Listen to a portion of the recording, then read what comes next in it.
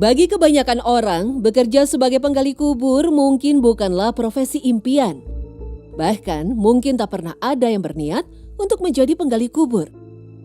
Rutinitas di pemakaman, seringkali dekat dengan jenazah, mungkin dianggap seram bagi banyak orang. Tetapi, hal itu tidak berlaku untuk Sulaiman. Warga Pademangan, Tangerang Selatan ini telah menjadi penggali kubur selama 16 tahun lamanya. Demi menjaga amanah, membuat pria Parubaya ini mendedikasikan hidupnya di area pemakaman wakaf dari keluarganya. Tetapi, seolah mengamini persepsi banyak orang, Sulaiman tak menampik bahwa pengalaman mistis memang sangat akrab dengan pekerjaannya. Beberapa waktu silam, Sulaiman menggali kubur seperti biasa. Cuaca juga sedang cerah. Kondisi tanah pun terlihat bagus. Awalnya, semua berjalan lancar. Ya kalau ceknya nggak bagus, kan ngegalinya juga enteng biasanya. Tapi kalau kondisinya bagus, keras tanah. Saya taruh pacul atau dua pacul lah di situ. Ini kan udah kondisi aman. Nah saya lagi pada ke sini nunggu si jenazah datang. Kejadian aneh muncul ketika jenazah akan diturunkan.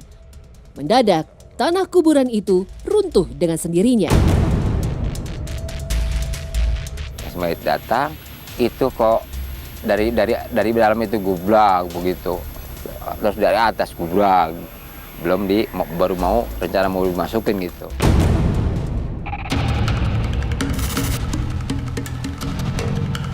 Sulaiman pun tak habis pikir. Tetapi dia memutuskan untuk segera merapikan lubang tersebut. Kejadian aneh pun kembali muncul. Jenazah tersebut tak muat ke dalam lubang. Sulaiman tak habis pikir. Pasalnya dia yakin lubang itu seharusnya cukup untuk ukuran jenazah. Kan kalau ngukur si mayat itu pasti dilebihin. 1 jengkal atau 5 jari ini dari ukuran yang udah orang tersebut, ya kan? Kalau udah dilebihin segini kan otomatis alhamdulillah biasanya lancar terus.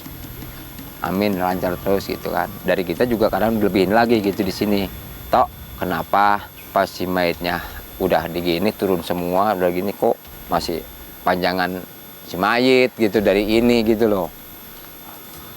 Nah, dari makam. Kurang lebih segini sejengkal. Ya, jadi dia masukin mentok, sini mentok, udah ya begini susah.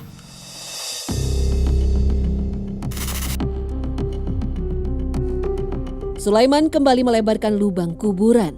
Setelah beberapa kali mengukur, barulah jenazah berhasil dimasukkan ke dalam pusara. Ya otomatis ditaruh lagi, akhirnya digeser lagi. Geser gimana? Digeser jadi tanahnya dipanjangin lagi gitu. Gali lagi ya? Gali lagi. Jadi tunda dulu, kita gali lagi, kurang lebih sejengkal juga segini. Pokoknya sampai ke bawah.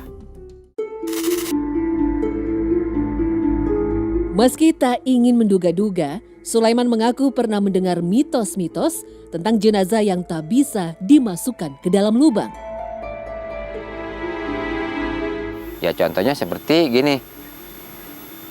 Dulu orang tua dulu katanya kalau orang-orang seperti itu ada bahasa jangan suka ngambil tanah orang, ibaratnya geser patok. Terus kadang-kadang ya orang kerja di pesawahan itu suka nyisir atau ngelebarin tanah dia dengan itu dihabis-habisin. Pengalaman mistis lainnya juga diungkapkan Sulaiman saat mendapat tugas memindahkan jenazah. Saat itu, Sulaiman merasa banyak sekali makhluk goib yang mengawasi di sekitarnya. Suasana di situ pun mencekam, beda.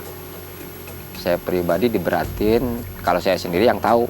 Tapi yang lain cuma berasa, ya akhirnya yang lain ini, yang 3 orang ini pada sakit gitu. Habis itu, terus kendalanya, capeknya minta ampun, sama yang ngegali ya.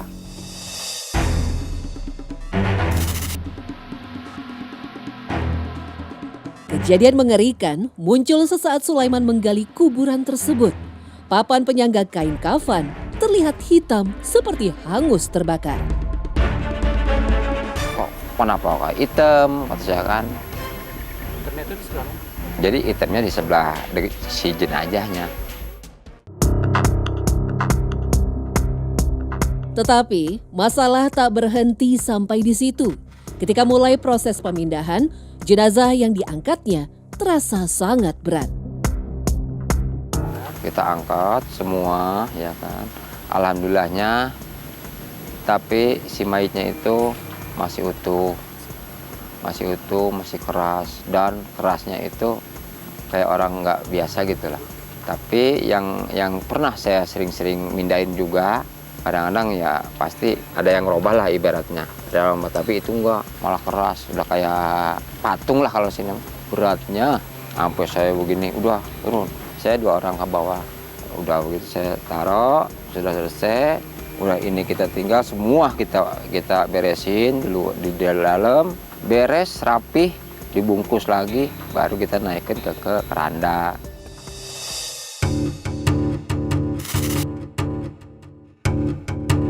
Peristiwa itu sempat mengganggu pikiran Sulaiman. Pasalnya, dia tak pernah mengangkat jenazah seberat itu. Dari informasi yang beredar, jenazah yang diangkatnya hari itu dulunya pernah menjadi pengedar narkoba.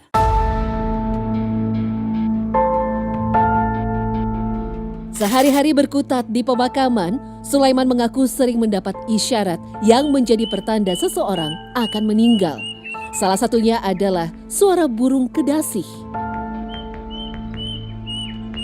Satu yang saya pernah satu sekali, burung, kalau di sini burung wik-wik ya.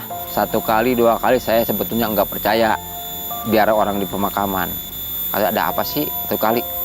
Oh, ada orang meninggal. 1 kali saya dengerin seperti itu. 2 kali begitu juga.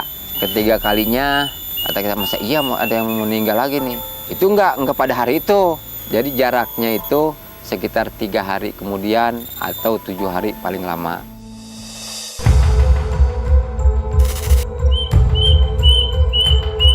Memang, dalam beberapa kebudayaan, burung yang dalam bahasa Latin disebut Cuculus murulinus ini dianggap sebagai pembawa petaka atau kematian. Meski ciutan burung yang juga disebut emprit gantil ini monoton, banyak yang percaya ada unsur goib di baliknya. Tak hanya suara burung kedasih, Sulaiman bahkan mengaku pertanda kematian pernah datang dalam mimpinya. Di mimpinya, Sulaiman seolah melihat sosok orang tua yang sedang menggali kuburan. Kalau kita ngeliatin, nyamperin, emang siapa yang meninggal Pak? Gitu. Kok saya nggak tahu, kok nggak dibilangin saya? Katanya, awewek perempuan gitu.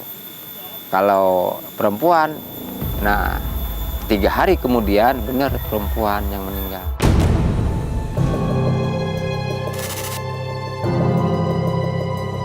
Tak hanya sebagai penggali kubur, Sulaiman juga turut merawat dan menjaga makam. Sebuah pengalaman goib pernah dialami Sulaiman terkait dengan makam yang jarang dikunjungi oleh keluarganya. Dalam mimpi, Sulaiman melihat orang menangis termangu di kuburan. Kalau dia ceritanya gini, aduh, kalau kata dia ada dingin atau gitu kan, itu kayak ada yang kenapa Pak, kok kedinginan? Aduh, saya dingin banget nih, nggak ada yang peduli. Anehnya, ketika Sulaiman mengecek area pemakaman, salah satu makam seolah tergenang dengan air. Nah, setelah mimpi nih, kalau siangnya nih, malamnya, dia kesini, makamnya udah berdos. Terus ininya kayak kena air ini nih, kan lintasan ini kan banyak air nih. Bilangin lah sama orangnya, oh si Ano mau ke makam bapak lu, ini semalam gua dikasih info, gini-gini, tolonglah urusin.